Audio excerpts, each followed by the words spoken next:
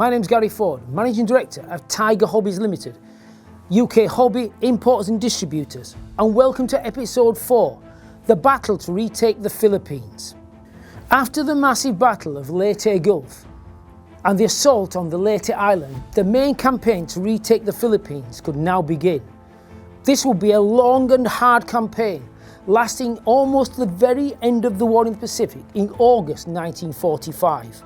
After the fall of the Philippines, the Japanese, in 1942, the Japanese occupation was very harsh and many Filipinos were forced into a form of slave labour. But a growing band of resistance in the jungles and mountains started to harass the Japanese. From late 1942, the US provided these guerrillas with support and equipment via submarines normally, and the force included US personnel remaining on the Philippines who did not surrender to the Japanese in 1942. And in the end, over 250,000 guerrillas gave the Japanese a hard time, especially on the southern island of Mindanao. The resistance force would be critical in providing MacArthur with intel on the disposition of Japanese forces located throughout the Philippine area. This was backed up by the promise of independence after the war. The Philippines are divided into three main parts: the main island of Luzon in the north, the island of Mindanao in the south, and a central archipelago called Visayas, which the island of Leyte is one of the largest. It was Leyte that would be the target for the first assault by MacArthur's forces on the 20th of October 1944.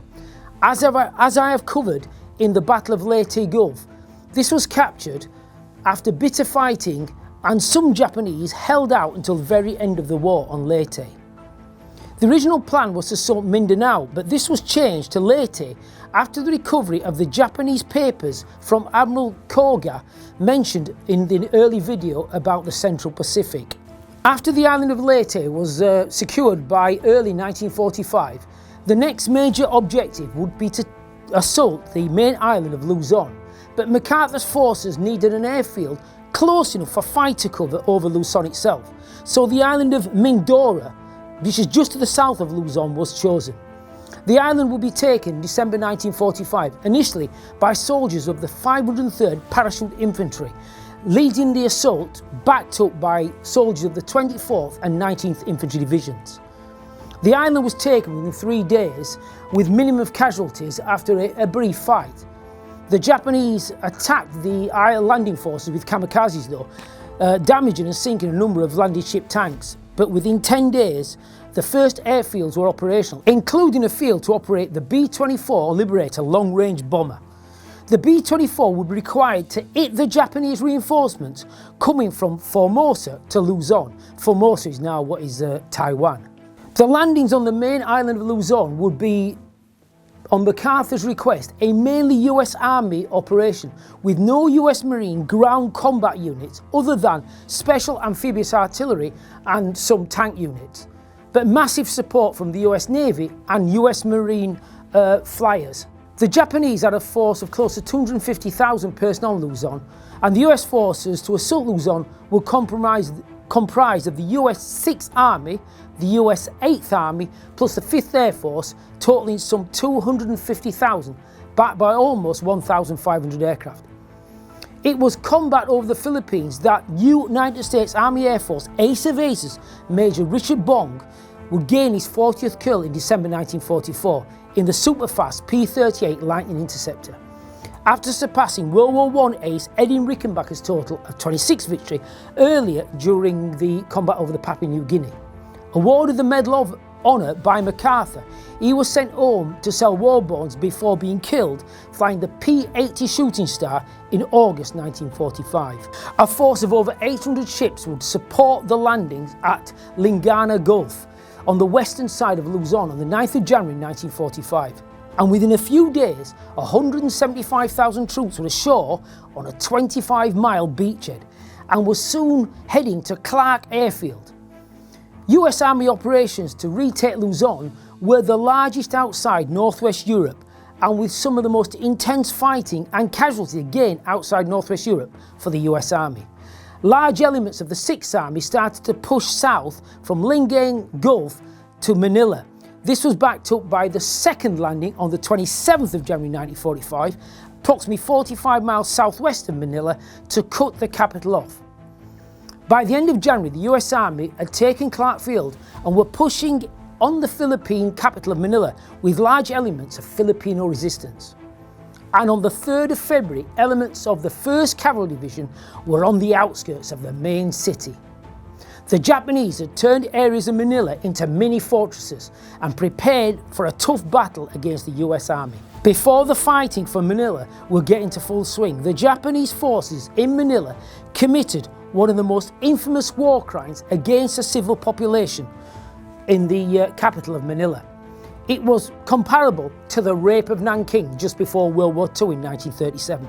The Japanese went on total rampage of killing and rape, and even to this day, no one really knows the total number of victims.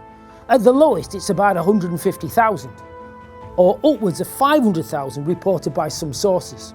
They spared no one, including neutrals like the Spanish. Remember, the Philippines were a Spanish colony, or former Spanish colony, and even their own allies, the Germans, who gathered in their own club, when the men were burnt alive in the club and the women were taken outside, raped and then burnt alive.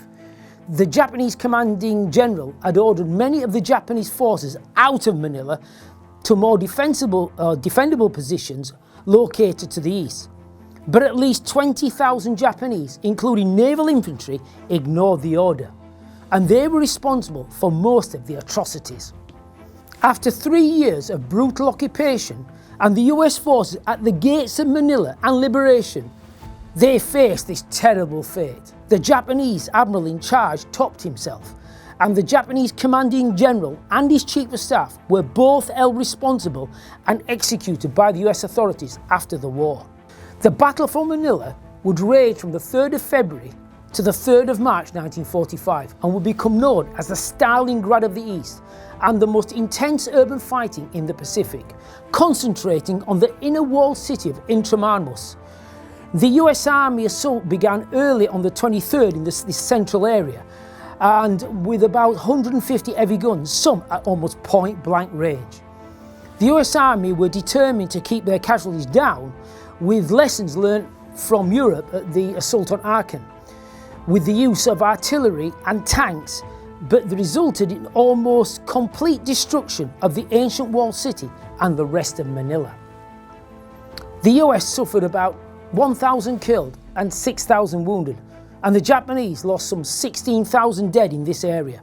The civilian population almost 100,000 from both Japanese and US bombardment.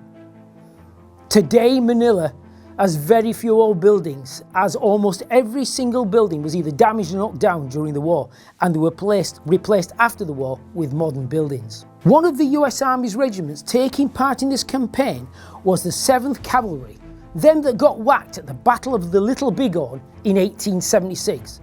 As mentioned in my USA series, the US Army had thousands of mounted cavalry at the start of World War II, and many remained fully mounted until 1943.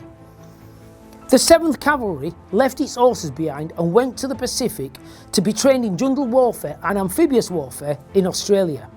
And their first tests came in the fighting in the Admiralty Islands, where they faced determined Japanese banzai attacks but fought them off with the support of RAAF P-40 Kittyhawks. The 7th then took part in the Leyte landings in October 1944 and again showed great courage in battling off mass Japanese attacks before helping secure the western part of the island.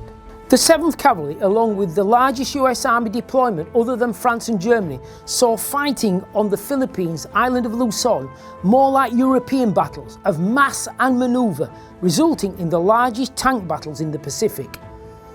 Though Manila fell early in March 1945, the fighting on Luzon would go on to almost the very last day of the war in August 1945. The US Army would have to subdue thousands of Japanese troops held out in the interior and the mountains. The 7th Cavalry were part of the 1st Cavalry Division, which mainly fought as infantry during this campaign, but retained some of its scouting roles with armoured cars and separate tank units. The Japanese would not generally surrender in the Philippines until after the dropping of the atomic bombs in August 1945. And even after that, Japanese troops were still holding out in the mountains and islands of the Philippines. And the very last one wouldn't give himself up until 1974. There's always old jokes back in the 70s, you know, Japanese soldiers who don't know the war's over, and this is where it comes from. We shall now look at the US Marine air support over the Philippines and introduce in more detail the Transvort F4U Corsair. As stated earlier, MacArthur wanted the Philippines campaign to be a kind of US Army show, but a few Marine artillery and specialist tank units did take part, but the major contribution by the United States Marines was close air support. The US Marines provided a lot of the air cover in the Solomons, including Guadalcanal, where the famous Cactus Air Force operated from Henderson Field with its Wildcats and Dauntlesses.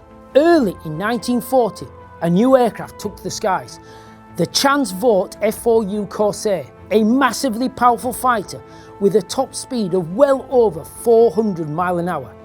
Its massive propeller required its wings to be cranked down so the prop could clear the ground, and its nose so long there was literally no forward visibility. Ready for service by the end of 1942, it was found to be too difficult for Navy pilots to operate from carriers, even though some of their better Navy pilots did get carrier qualifications on the aircraft. With the introduction of the Grumman F6F Hellcat, powered by the same R2800 engine, though slower than the Corsair, it was far more suitable to carrier operations. So the decision was, give the bent-wing bastard from Connecticut to the Marines. In early 1943, just as the US forces were getting control of Guadalcanal, the first United States Marine Corps F4U Corsairs arrived. The Marine pilots went from a sturdy F4F Wildcat to about 300 miles an hour to a monster capable of flat out at nearly 450 miles an hour, and were soon racking up kills against the Japanese. One of the most famous units was VFM 214 Black Sheep, commanded by Major Greg Pappy Boyington, who had flown with the Flying Tigers, the American volunteer group in China early in the war. Boyington would get 22 kills on the Corsair before being captured after being shot down in January 1944. For all its capabilities as a fighter though, it was its capability to carry vast amounts of ordnance at speed with range that saw it used in close air support over Luzon and the Philippines, and in later Pacific battles. It was not until late 1944 that it was finally cleared for US Navy carrier operations after a series of modifications to its undercarriage to stop excessive bouncing on landing. But it was the Royal Navy's Fleet Air Arm that finally tamed this beast for carrier landings in 1944. And in the next episode, we shall look at the largest Royal Navy fleet in its history, which is now almost forgotten, the British Pacific Fleet. For the ones who know your aeroplanes, you'll know that the Corsair I'm holding now isn't actually a World War II aircraft. It's from the Korean War, but it's the only one we've got in stock at the moment, or the last one I've got in stock at the moment. We've got more Corsairs coming, of course, and the next one will be flown by future astronaut John Glenn, which he flew, I think, the back end of World War II in China.